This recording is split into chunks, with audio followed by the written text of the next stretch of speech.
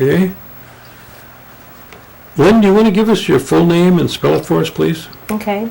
It's Linda Mercier. You want my maiden name also? Your maiden name, too, please. Linda Kurowski, Metoxen Mercier. Born May 28, 1947. Let's go back and spell those names for us so we got them right. Okay. Kurowski, Kurowski. Metoxen, Metoxen. Mercier, Mercier. And how do you spell Linda? Linda. Do you have a middle name? Yes, I do. It's Faye, Faye. Okay. And your date of birth again? May 28, 1947. Oh, we're almost there, right? Yes. A couple more days. A few more days, yeah. Don't remind me. Get to be this age, you kind of like to forget sometimes. Where was the location you were born? I was born in Green Bay, raised in Oneida. Okay. Now, give us the names of your mother and your father and your mother's maiden name. It was Grace Scanador Kurowski and Peter Paul Kurowski. Okay. And do you remember the names of your grandparents? Yes, my grandfather was Homrice Scanador and my grandmother was Essie Mae Denny Scanador Moss. Moss. Okay. Yeah. And that was on your Mother's side. Mother's side. Yeah. And what about your father's side? On my father's side, it was Mary Olenichek Kurowski. Don't ask me to spell Olenichek. Okay. And Valentino Kurowski. Well, that's quite a name. Mm-hmm. I'm sure I know who he's named after. Yeah, he was born on Valentine's Day, so maybe that kind of explains his first name. Now, did you have an opportunity to spend any time with your either side of your grandparents? A little bit on my mother's side. I remember my grandmother, Essie, and I did spend some time with her, although she lived in Ladysmith, and she would come to visit periodically and stay with Mom and Dad, and she died when I was like 8 years old. I see. But I do remember her. You know, she was a tall, thin lady, very mild-mannered.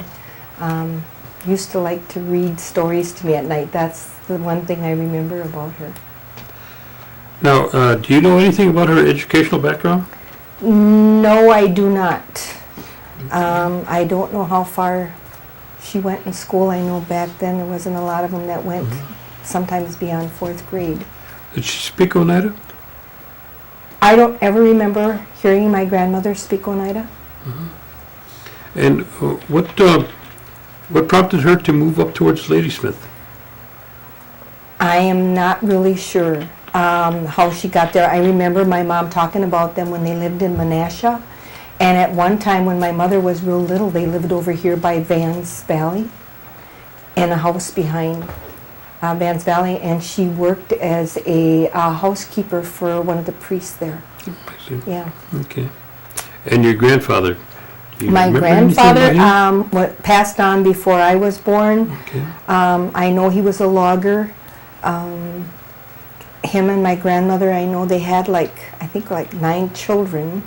Of those 9, I only knew, besides my mother, it was just one aunt. Most of them had died with TB and different kinds of diseases like that. And what about the other side of the family? My father's side, they were immigrants from Poland. My father was born on the corner of Polier and Baird. They spoke their own language, from what I understand, which was Polish. Mm-hmm. And my father grew up there. It was a farm at that time. It's hard to imagine that now because Green Bay is so big, you know, and it's became so populated. But that's where he was born and raised. And actually, he went out to work when he was 12 years old. That was my father. He went to work on a farm, and all the money that he earned went home to his parents. And your grandmother, what do you remember her doing? My grandmother Mary basically was a housekeeper, although I'm sure that she had chores too, because it seems like you know, back in those days, it was a shared responsibility between husband and wife to do the chores and that sort of thing. So, but I really I didn't really hear a lot of things about my grandmother on my father's side. All right, let's talk about your parents then. Okay. Tell me about your dad. What kind of education background did he have? I believe Dad only had a 4th grade education because he went out to work when he was 12 years old. So he didn't get much beyond that. After working on the farm, that's where he met my mom. And He met her on the farm? he met her on the farm. She was like doing some housekeeping work for the people there, and that's how they met. It was on Creaser's farm. I see. And your mother, do you know what her education background might have been? 8th grade. 8th grade? Mm-hmm. Yeah. And did she speak Oneida? No, I don't remember her speaking Oneida either. I don't know. I think that was something that was kind of just not done in the home. I don't know, because of all of the discrimination and that sort of thing. It was just kind of like you didn't talk. Yeah, you didn't. It was just lost. And where did your parents reside at? My parents originally resided in Green Bay, and my father got a job after they were married. They eloped, they went to Michigan, got married. After they were married, he would go to the mill to apply for a job. I guess he walked like 10 miles to get, just to see if there was any work. And finally he was hired there, and that was Hobart Paper Company at that time. And so after getting a job there, he worked there for a few years until he lost his arm there in an industrial accident. He lost it at the mill? Yes, he did. He lost it at the mill. Okay. And that was his right arm. And you were still living in Green Bay at the time? Yes, him and my mother were still living in Green Bay. And after receiving a settlement of like $3,000 for his arm, they came out here and bought the farm over on Seminary Road. So that's how they got out to Oneida. And did they have any children at the time? Yes, Loretta and Shirley, and possibly Kenny. I'm not real sure, but I think Kenny was born in Green Bay as well. I see. And how many total are there in the family? There are 6 of us. 6 of us. You give us their names? Yes, Loretta is the oldest, and then Shirley, Kenny, Pat, Jerry, and myself. I see. Now, when you were born in Green Bay, but My folks later lived on out you moved here. out here Yes. then? Okay. Yes. Tell me what you remember about, when you were small growing up on the farm. Oh, with a lot of work. I can tell you I didn't know much about my 2 older sisters because Loretta and I are 15 years apart. So when I was 3 years old, Loretta had already left home. She was working for some people in Green Bay after she graduated, and then right after that she went into the Air Force. So she was gone when I was quite small, so I don't really have a recollection of her being at home. And Shirley got married when she was 16, so I was quite young when she left home also. So the ones that I do remember were like Pat and Jerry. Kenny had left home also when he was 17 and went into the Marines. So they were all gone when I was quite young, because I came 6 years after Jerry, so I'm the youngest. So I don't remember a lot about the older ones being there, but I can remember the life on the farm as far as it was more of a sense of a community. Neighbors would usually pull together and work together to help out with the different crops, the haying in the summertime, any of the harvesting of the oats, whatever. Farmers went from one farm to another, and that's how they kind of worked together to get their work done. We were up by the crack of dawn, so usually 5:30 you were out and milking cows by 6 o'clock, bringing them home milking. But how many head did you have? There was about 28. Yeah, we not only had cattle, we had some horses when I was young, and I don't know, every once in a while Dad had this thing about getting different animals. We'd have goats, and then sometimes we'd have geese and chickens and ducks, and it was just a menagerie of all different kinds of animals. But there was always a lot of work. I mean, you always had your responsibilities as far as your chores. You know, you'd get up and you know what you'd have to do, because you'd have to feed the cattle, and there was milking, and then the milk had to go into the pump house to stay cool, you know, so that when the drivers from the cheese factory would come, you know, that it would be there. So everything was done on a time, and when you'd get home from school, it was the same routine. You know, you'd go in, you'd grab a snack, you'd run out and you'd feed the cattle and milk the cattle, but it was something from every day. It was from sun up to sundown. You know, there wasn't a lot of time for play except mostly on the weekends. Now, did you have electricity or running water? Actually, I can always remember having electricity. When I was real young, we had a wood stove in the living room. We didn't have anything upstairs for heat except the vent that was in the floor above the stove. And so it was pretty cold up there sometimes in the wintertime. You could actually see ice crystals floating around in your bedroom. So that was our source of heat. And as far as running water, we didn't have running water until I was 16 years old. And that's when my folks built the new home, and we moved into the new house. But until I was 16 years old, we brought water from the pump house for cooking and cleaning, and we had to do that daily, you know, usually bring in the water. You know, that was my responsibility, or my brother's, or whoever. So, and I remember my mom, I think the first stove that they had, I think, was kerosene, and then we moved up to gas, natural gas.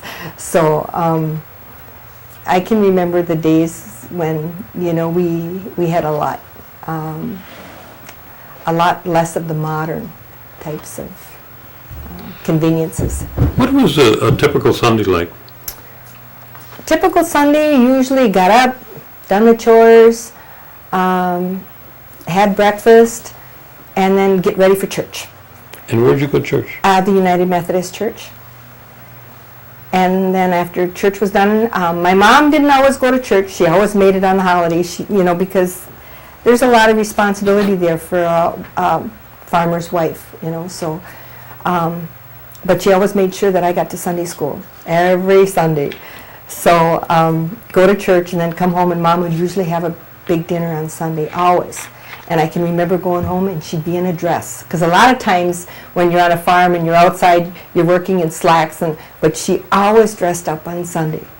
And so she'd have a dress on and she'd be cooking in the kitchen, and it was always a nice meal. It was chicken or roast beef or something, and it was mashed potatoes and gravy, and it was always something to look forward to. So, and then Sunday afternoons, Dad had control of the TV because he needed to watch Frankie Yankovic or something like that. So that was his time.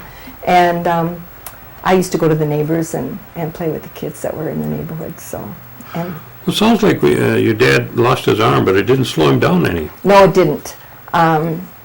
He had quite a strong will, and he did the farming. He had, when he had lost his arm, they gave him one of those, it was like a plaster cast with a hook on it. And I never, ever in my whole life, ever saw him wear that. He took that thing, and I don't know where he threw it, but I never saw him wear it. My mother used to take his shirt and bend it over, put a sock over it, pin it up. But he had so much strength in that arm, you know, to do everything and anything that he really needed to do. So it did not, you wouldn't have thought it was a disability for him. You wouldn't think he's handicapped at all. Exactly. And maybe he wasn't. Yeah, in his mind, I don't think he felt like he was. And then he got a job at the U.S. paper mill besides being on the farm, and that he retired. He ended up retiring from the U.S. paper mill as a boilermaker. So, yeah, he continued to work irregardless. Where did you start school? My first grade was at Silver Summit, and that was quite a school because we didn't have running water there either, you know. So we had the old outdoor John and the pump house behind the school, and 2 rooms. Miss Young was my teacher. Probably, I'm trying to think now how many kids were in my class. 5. The 2-room schoolhouses, they didn't have a real lot of students, but it was a very good experience. I don't care if there wasn't any running water or indoor plumbing or whatever. The camaraderie in the school, amongst your peers was great. It was like a family. Who were some of your, schoolmates? Oh, geez. Now let me think. I had June Jordan was one of them, and Albert Manders was another, and I'm trying to think of who some of the other ones. Tyke Farron was another of my classmates, and I'm trying to think of who else. Gosh, it was so long ago. But those were a couple of, and Philip Summers, Bug Summers was also there, and some of the Websters. What kind of, give me a typical Christmas then. Well, boy, a whole lot different than what it is today, I'll So I tell was you going that. to say, it's not the same as this Oh, today. no, definitely not. I can remember maybe about the week of Christmas. Trees never went up before, day before Christmas. Never went up. It could have been at home, it could have sat in that, outside in the garage for a week, but it never went up until Christmas Eve day. And prior to that, we would do baking. We'd pull taffy. We'd make popcorn balls. And so there was a lot of things that were being made in the home, homemade things. You didn't run down to the store and buy any baked goods. We made candy. We did a lot of those things, and it was all like fudge. I can remember making fudge, my brother and I, and then we'd take and put it out on the porch where it was nice and cold. But it was real family oriented. Then Christmas Eve, then they would bring in the tree, put it up, and it was my brother and my responsibility to trim it. And that was just so much fun. Because we couldn't agree on anything. Has it changed any? Oh yeah, we both grew up. At the time it's like, well, I want this on the tree. No, I want that on the tree. I want to put this over here. Kids, a little bit of sibling rivalry. Mm-hmm. And him being 6 years older than I, we didn't have a whole lot in common at the time because of our age difference. So we kind of like to nitpick at each other and get under my mom and dad's skin. But, and then on Christmas Day, then it was like the rest of the family was coming in and visiting, and a lot of it was just the family being together and having a big meal. We couldn't all sit down at the table at one time because there was too many in-laws and grandchildren and that sort of thing, but that never really seemed to bother anybody. We just took turns. Usually the kids ate first, and then you get them out of the way and then let the adults sit down and then visit. So that's kind of what Christmas was about. And then when you were so stuffed from eating, you just tried to wanted to go find a big easy chair somewhere to go to sleep. Well, that part's still the same. Right. Yeah. What about Hoyan? Did you do any Hoyaning? Actually, we didn't. I don't ever remember going Hoyaning, but I remember Mom making the donuts and people coming to our house. Mm. And we did have quite a few people come in and out during that time. So I do remember that as being a holiday, especially that. What other holidays do you remember? Easter, 4th of July, was anything exceptional there? Easter also, there was the church thing. That was one day my mom always managed to get to church. Like I said, she didn't go every Sunday because she had so many other responsibilities. But she always made a special effort to get to church on Easter Sundays. And it was always buying a new bonnet, a new dress, and new shoes. So I can remember that, specifically because that was a real special time for us. Going together to church. Thanksgiving was another I think, a big holiday for us because the families would all get together. And at that time, it's kind of like, I think, like sisters and brothers and family, they all kind of work together, bringing foods in, like so mom wouldn't have to do all the cooking. Somebody'd bring in the pies and somebody'd bring in some salads, but we all managed to get together, and it's like, how do we all fit in this house? You know, and that house was not very big. The house that I was basically raised in until I was 16, it was not a big home. We had a big kitchen, and maybe that was the thing that helped us get through all those holidays with our families. But we had 12 people in that house. There was 6 of us kids, my mother, my father, my 2 cousins, and my aunt and my grandma, all in that house at one time. It's like, my goodness, what did we do? Did you hang us from the rafters or what? How did we all fit in there? But I can remember it being a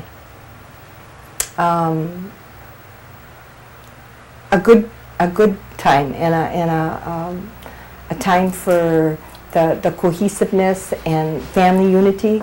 We usually had some good times and some good visits there with the family and friends and neighbors and what have you. A lot of good memories. Now, you went to what grade school again? Silver Summit when I was in Summit? first grade, and then we didn't have buses out here. So then that's why I went to Silver Summit, and many times I had to walk. And that was at least 1.5 miles. And then the following year, after first grade, then they got the buses out to Oneida, and then we were transported to Seymour. So then I went to Seymour from 2nd grade until 5th grade. Then my mom and dad decided to let my brother run the farm for a little while, and they moved over on Van Boxel Road. And then I went to Silver Summit again in 5th grade with basically some of the same kids that I had gone to school with in first grade. Mm-hmm. So it was kind of like a reuniting of our class. And I enjoyed it. If I could have had a choice, I would have stayed there my entire school life because, like I said, it was more like family. You know. Where'd you go after that? Well, then they moved back to the farm because my brother decided, I guess, farming wasn't for him. So we went back to the farm, and then I continued to go back to Seymour, and then I graduated from Seymour High School. What year did you graduate? 1965. Now, was it a big change for you when you went from the rural grade school to the high school in Seymour? Yeah, that was quite a change, actually. You know, it's almost a culture shock. Tell us a little about that. Well, when you're in a small school, you have a lot more, I think, one-on-one teacher, instruction. When you're in a big school, you kind of get lost in the shuffle. I mean, there's so many kids that if you're having a problem, it's not as easy to get a teacher's help as if you're in a small school, 2 rooms, 5 kids in a class versus 25. So it's very different. And I noticed it in my grades. When you're going from getting real good grades, and then all of a sudden you're in a school with, and then your grades start to suffer too. If you don't have the attention, I think, that you do when you're in a small class. Did you participate in any other activities at school? Actually, I was in band, and it was real difficult for me to be in any extracurricular activities because of being on the farm. I was expected home to do chores. So other than band, the only other thing that I really participated in, I was an assistant in the library. And so I used to do that at school. But other than that, and being the youngest in the family, and most everybody's, now I'm in high school. My brothers, I'm the only one left outside of a nephew. And so then there was more responsibilities for me. I wanted to go out and I wanted to work, and my mom said, Linda, we can't let you do that because there's too much work at home. And Dad was still working at the mill, and it would have left too much for my mom. So then I was denied outside employment. So. Well, did you get a chance to go, well, farm work probably not, like going picking beans or picking cherries or things like that? Yeah, no, actually, the one thing that I did do was my junior year, because I wanted a class ring, and I'm a little headstrong myself, so I says, I want to earn my own, So Mom says, well, if you want to earn your own class, your money for your own class ring, that's fine, but what we're going to do is you still do your chores. You get up early in the morning, so you're going to be up at 5:30, you do your chores, and then you can go and do your job and come back, and then you've got your chores to do when you get home. So I said, okay, I'll do that. So I went to work at Larson's picking apples. And I did that, I believe, for 2 days. And I was just beat. Because by the time I got home, it was like, oh my gosh, still got chores to do. So I did my chores, and I think I made $25, and my class ring was $24. So, but I quit after that. I was just so tired. I think the second day we didn't even have a ride home, so we walked home from Larson's, and that's quite a distance. And I was really tired when I got home, but there was no excuse. You wanted this job, but you still got to do your chores. So that was. Did you get the class ring? Yes, I did. I got the class ring. Where is it now? Well, you wouldn't believe it, but after I was married my second time here, and I had, was wiping up the floor, and I ended up, I don't know, I threw my bucket of water out, and along with it went my class ring. I was so upset after all that work. I wouldn't have cared, I guess, if somebody else had paid for it, but I had paid for it, and I lost it, so, but. Now, we graduate from Seymour. Mm-hmm. What's in store for us next? Well, actually, after I graduated from Seymour, I went on to beauty school. And I graduated from the accredited College of Cosmetology in Green Bay. And then I did that for a short time. And I really wasn't all that thrilled with it once I got into the field. And my $1.10 an hour, it's like, do I want to do this for the rest of my life? And so I decided that I thought, well, maybe I need to get into something else, because I really wasn't crazy about doing perms, and although I didn't mind it, actually didn't mind doing it, but it just like it was such a small amount of pay. So I thought, well, I'm going to try something else. So then I ventured into office work, and I graduated from Anigo with a degree in clerk typist. So from there, then I ended up working part-time jobs, kind of like, well, I'd gotten married too. When did you get married? Oh gosh, when was it? 1969, I believe. Mm-hmm. I married Mike Metoxen, who was son of Hazel and Freeman.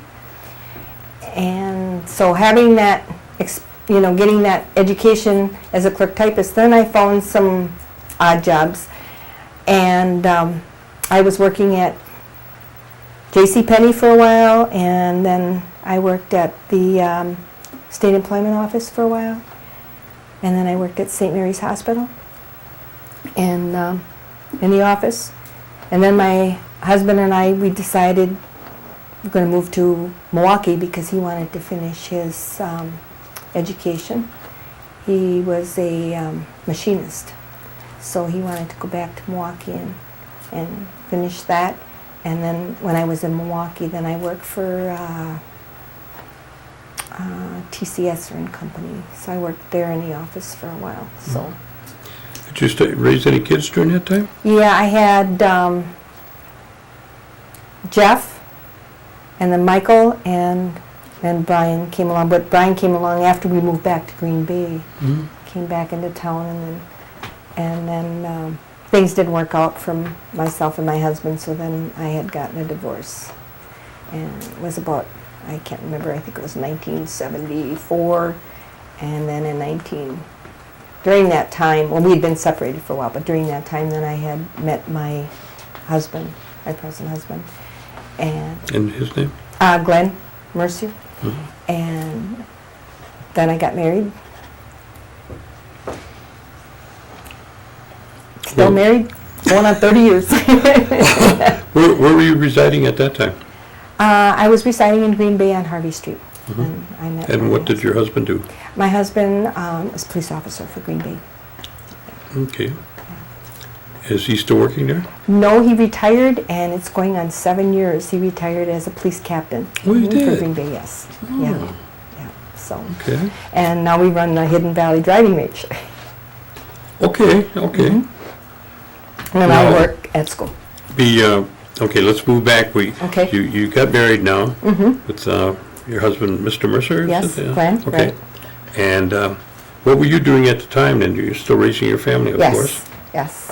I had my 3 boys, and so I was still raising my children, and they were quite young, and I was just kind of doing odd jobs here and there. I did take some time, and I started classes at UWGB, and then my son Brian got burnt, and at that time he was burnt pretty bad. My ex-brother-in-law he was staying with me, and he had some hot chocolate that he had just taken off the stove, and he put it on the counter, and Brian was real little. He was probably only a little over a year and a half years old, and he stood back and he watched him as he poured that hot chocolate into that cup, and then as he moved away, he went toddling over there, and he just knew where that cup was, and he just took the cup and he went like this, and it all went down the front of him, and so he was burnt pretty bad, and ended up in the hospital for 12 days. And so I thought, that 12 days of, missing college is a lot. And I became paranoid after that. And so I thought, I can't leave these kids, something else is going to happen. So then I had quit, but I think I put in like a semester. So. And then did you stay home as a homemaker then? Yeah, I stayed home then until I got married. Then did you and your husband have any hobbies that you did? Well, we've got a cottage up north, Mm-hmm. so we spent a lot of time. At first, when I first met him, he had a trailer, and so after getting married, he bought this little house, and he took the trailer that he was living in before we got married, and we hauled it up north to Mountain. And so we used to go up there quite a bit on the weekends. No running water. Back where you came from, huh? Right there. Yeah, I was starting all over again. And so we kind of roughed it, but you can expect to do that. I mean, it's not much different than camping, and actually probably a little better because, I mean, you put a tent out and it starts raining, well, you're most likely to, pull it up and go home. But when you have a trailer, it's a little bit better than a step up from the tent. So we used to go up north quite a bit. And then a few years down the road, we decided we were going to build a cottage. So we ended up building a cottage up there, and we still go up there. Mm-hmm. So, and the kids use it. But and we bowled, So we did some of those things. He had a boat. But then when we moved from that little house we first moved into when we were first married to a little bit bigger home, but only a one-stall garage, so his boat had to go. Oh, gee. Oh, that's a tragedy. Yeah. So he says. But when the kids are little anyway, I mean, you don't have a lot of time for boating and all those other things. So. And what did you do after you raised your family? Did you go back to work then? Actually, while I was still raising my family, I got some part-time jobs. My kids were young. I didn't want to do a full-time job yet because they were young. So I got a part-time job out at Woodside Golf and Country Club as a waitress, like in the evenings, a couple days in the evenings and on the weekends. I ended up working there for 15 years. And I also worked at Fleet Farm full-time and still worked at Woodside Gulf and Country as a waitress in the evening. So it was pretty busy. Plus the kids were going to school. Did you have any children with your second marriage? Yes, we have two. Two, and their Yes. names? Dawn and Christopher, a boy and a girl. Dawn is 24 and Chris is 27. And how many grandchildren do you have? I have 5. 5. Mm-hmm. And their names? Kenneth. Kenneth goes by Kenneth Torres. And then I have Pedro Thomas and Josiah Metoxen, Delilah, and Jordan Metoxen. Okay. So we have 5 grandchildren. Okay, we're out at the 15 years at the golf course, Yep, at Woodside Golf and Country Club. Mm-hmm. and Menards, no, did you say, or Fleet Farm? Fleet Farm. Fleet Farm. Mm-hmm. Yeah. Yep. I did customer service at Fleet Farm. I see. Yeah, for a couple of years. That was just for a couple of years, and then I went to Ortec. I don't know if you remember Ortec. Oh, yeah. That was an environmental lab. Yep. I worked at Ortec for probably maybe a year and a half or a couple of years. And then I saw an ad in the paper one day for a tutor aide with the JON program. So I applied and I was accepted, and so I was hired on to work in the Green Bay schools. So I worked in Green Bay at Howe and Nicolay, tutoring kindergarten through 5th grade for 6 years.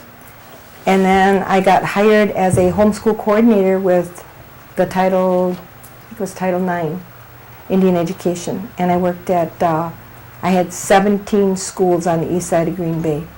17? Could you do justice to that? You couldn't. Wow. I couldn't. In fact, there was a lot of criticism over that because they said there's no way they set you up to fail. There's no way you can handle 17 schools as a homeschool coordinator. And I basically kind of went between the inner city schools and made it a situation where if they really, really needed me on some of the schools with the lesser Indian population, that I would be more or less like on call. So if some kind of a incident came up where they needed my assistance, they could call me and then I would go and assist. But otherwise, I basically stayed like at Howe, Nicolay, Washington, and East. Those were my major. Okay, for somebody that wouldn't know what a homeschool coordinator was, why don't you give me a brief description of that? A homeschool coordinator is a person that works in the school assisting both families and school staff. So if there's an incident where, say there's a lot of truancy involved with a student, what you want to do is you want to find out what's going on, what's happening. You try to reach the parents, assist them, and see if there's something that you can't do to alleviate the problem. So you bring maybe the parents into the school, and they might seek counseling or a guidance counselor or a social worker within the school. So you're kind of the mediator, basically, between the school and the families of the children that are attending the schools. And how many years was that? I stayed just for 1 year as a homeschool coordinator, and that was a rough year with 17 schools. Had to be. Yeah, it was a rough year. And you know, with any federal programs, there's always a lot of paper involved, the bureaucracy, so to speak. So I was doing a lot of paperwork as well as running, and it seemed like I was doing more paperwork and more running than I was, Working with the children, yeah. And then you left there, where did you go? I left there, and that's the year that my husband retired. Okay. And we And planned on how many years did he have again? He had 28 years 28 years with the police force. with the police force, yes. And then at that time, they also counted service time, so he had 28 years on the police department, 4 years service time to go towards his retirement. Oh, Yeah, well, that was good. that was very good. Okay, then what did you do? What did you do then? Actually, my husband then decided that, he wanted to move out. He was in the city. He hated living in the city. But when you work for the police department, there was an ordinance that says you have to live within the the boundaries. city. Yes, you can't. And there was nothing. at the time, that we were living in a city. We couldn't find anything that was in the city limits, but yet country setting. And so he said he was on his way up north, and he happened to be coming out this way, and there was a fellow that worked at the police department and said, you know, there's a piece of property out in Oneida, he said, you might want to take a look at. And so he decided to stop, take a look at it, and he calls me up. He said, Linda, he said, there's this piece of property out here. It's just great. It's like a farmer's field, and it's got a woods behind it. It's 7¼ acres. He said, it's just what we've been looking for. He said, why don't you come, I was still working at school at the time. He says, why don't you come out on your lunch break and take a look at it? So I came out and looked at it, and I said, yeah, this would be a really nice place, I think, to put a home. So the rest is pretty much history. Well, where's that place at? It's on Riverdale, about a block and a half from Brown County Golf Course, going north. On the north end? Yeah. Was that before you get to the road going up Thornberry Creek? Yeah, it's about a mile before then. Mile? Yeah, because there's, well, you know where, I think it was Communications at one time was there? Well, we're just like 4 houses away from Communications. 4 houses away from where Communications used to be, yeah. On that same side of the road, so pretty close. Yeah, so I'm back in my home. You know, I'm back on the reservation, back on the res. But you got running water and lights this time. But I have running water and lights, and yeah. And when did you move in there? That was in, let me see, about, it'll be 7 years this November. Yeah. Now, once you moved in there, then what did you do? Well, I didn't do a whole lot for about that first year, I guess. And then I decided I was getting kind of antsy, and I'm thinking, you're too young to be doing nothing. You got to have a reason to get up in the morning. So I decided to look for a part-time job, and I went to Sam's. I had my neighbor lady worked as a demo over at Sam's Club. So I went over to Sam's and applied, got the job, and I worked there for about maybe a year and a half, 2 years max. And then I went out to the Oneida Health Center, and I got a job out there as AT in pharmacy. And I like that much better, because if you're standing at this cart all day long, that is not for me. I have to be moving. I am not a person that can sit, you know, or stand in one place that long. So the pharmacy thing was a real good job, and I enjoyed that for the length of time that I was there. I was just, like I said, ET, somebody was on maternity leave, and I enjoyed that. And then after that was finished, I finished that job there, then I saw an opening for the turtle school. And I thought, well, you know, I've got some experience in education. I had 7 years then. And I thought, well, I'm going to go and apply and see what it's all about, you know. So I went over there and applied, and I got the job. I'm a paraprofessional in special ed. I work with special needs kids. Going on 4 years now. Yeah. Oh, that's, So, yep, still there. Yeah, I'm working with children in anywhere from kindergarten to 8th grade. You've seen, you've seen the growth of the tribes, and you've been in and around the tribe for all these years, and you've seen a lot of growth. What's your feeling on that? Do you feel that they're moving in the right direction? Well, the growth that I've seen in the tribe, I mean, I think it's been astronomical in terms of economy for the people. I mean, I was here when there was dirt roads and different colored doors on the cars, and fenders held up with coat hangers. You remember we called those res runners? So, I mean, I've seen that era. I've seen the part where we had how many taverns and 2 stores? And basically that has declined, and we don't have a whole lot of taverns anymore, and they're not nearly as busy as what they used to be when I was a kid. And I think that's a good sign too, because people are working. And I think that economically, I think we have moved in a good direction, much better for a lot of the families. My mother used to say when she was young, she saw more meal times than meals. So you know what that means. They were poor. There was a lot of poverty. We were fortunate. We lived on a farm. We always had enough food. But I knew a lot of people that didn't. I went to school with a lot of kids that were hungry. And so, yeah, I think that we've come a long way, awfully quick, awfully fast. And I think we've suffered some through that. We've had some painstaking ordeals along with that fast growth. I see, one thing I do see is that there isn't the sense of community as there was when I was growing up. The visiting of the neighbors. And I don't think that's just an Oneida either. I think that's just part of our times that has changed.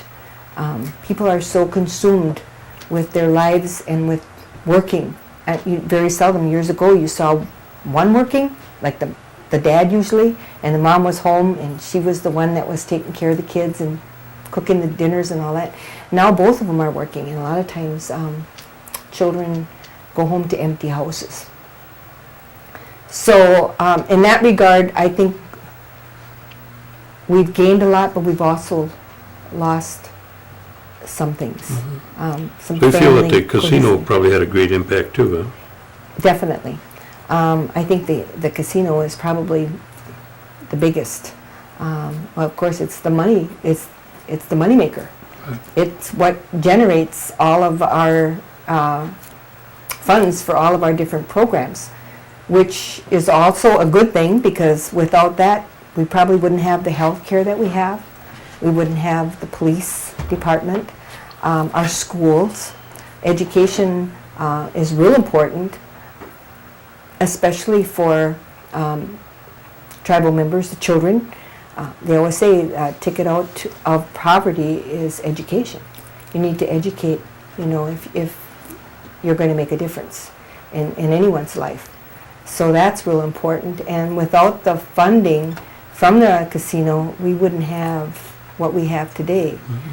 But it hasn't been without some, without some penalties. Do you feel that the tribe exercises its sovereignty enough? No. That I don't. It seems like we give, and I don't know if we should be giving all that much. It seems to me there are certain things, along with the treaties that were made years and years ago, that we seem to be giving an awful lot to different agencies, different counties, and that for our servicing. And I can understand giving some. It seems to me there are some things that you shouldn't have to be paying for.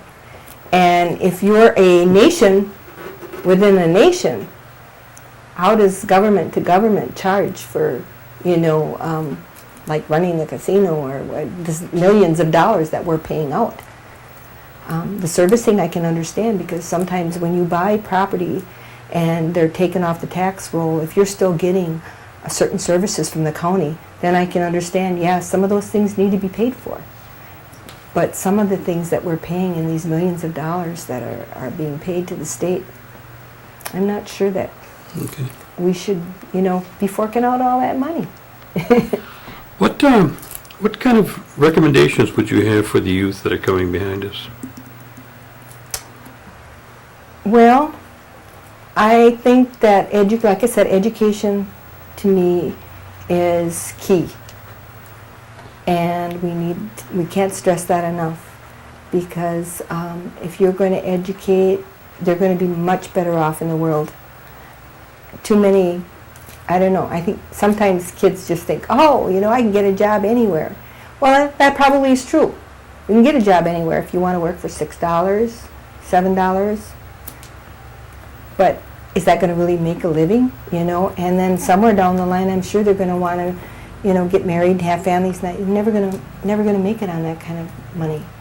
And I don't think, I would like to see them promote education Not, okay, just because we have a casino, we don't want everybody to run to the casino for a job.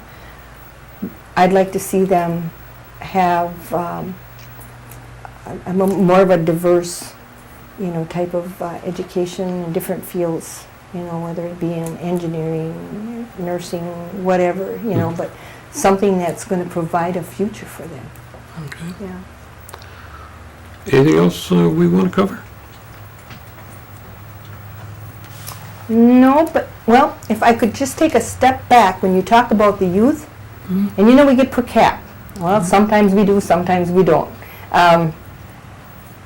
I think it's real important when I look at the youth and the education, I would like to see the requirement for the diploma in the hand before that per cap is handed over.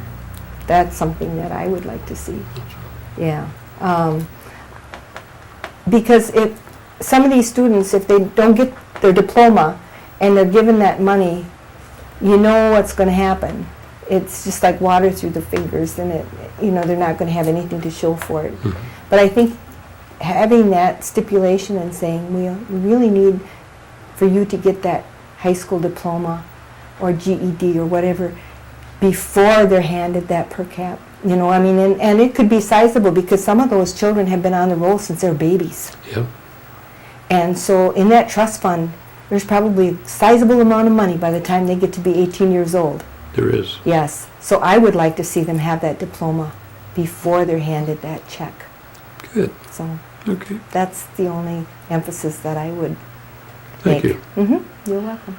Now what we're going to do is we're going to have Alan set up the pictures, and we'll take some pictures, and then you'll be able to explain those once we set them up and we shoot them, okay? Okay, why don't you tell us about this one on the left here? This one here is my mother, Grace, and over here is my grandmother, Essie, and that is I believe my oldest sister, Loretta. What one would this have been? Pardon me? When would this have been? Like in the 50s? Oh my or? goodness. Okay, my sister's going to be 72 this year, and she was probably about a year old. So, Mid-30s? yeah, Something like that? about mid-30s. Okay, how about this other one here? And this is my father, Peter Kurowski, and my mother, Grace Skenador Kurowski, and I believe, I'm not sure if they were married yet on this picture, if this was just kind of like when they were first dating. But they both look pretty young, especially my mom. Okay, and why don't you tell me about the one on the left there? Okay, this is my mother, Grace, my grandmother, Essie, and my aunt, Leone. And on the bottom is my brother, Jerry, who's 6 years older than I am. So obviously I probably wasn't even born here because he doesn't look like he's even 6. And then there's my cousin, Dennis. And this is our old faithful collie, Laddie. She was he was always a part of our family. Practically every picture that we have on the farm. So Laddie must have just been a pup then.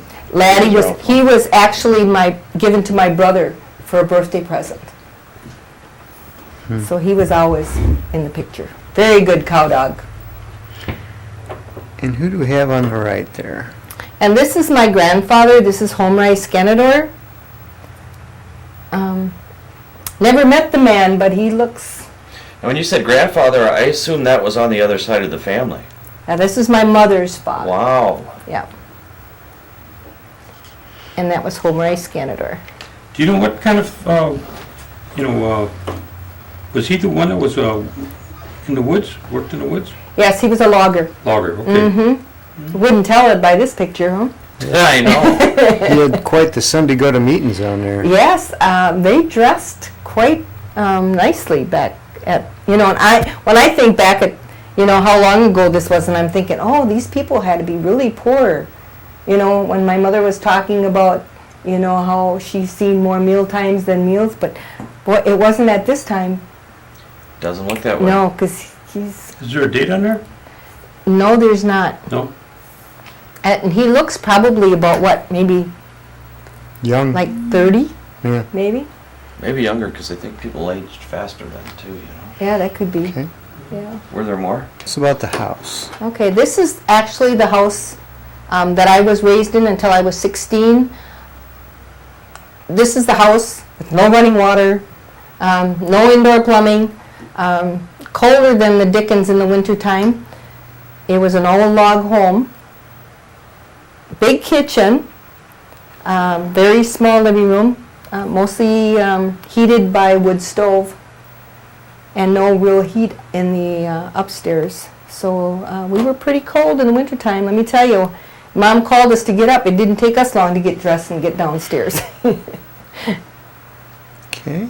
And the farm And then scene? this is a part of the homestead, the farm. You can see that here there's a porch that was open, later on it was enclosed.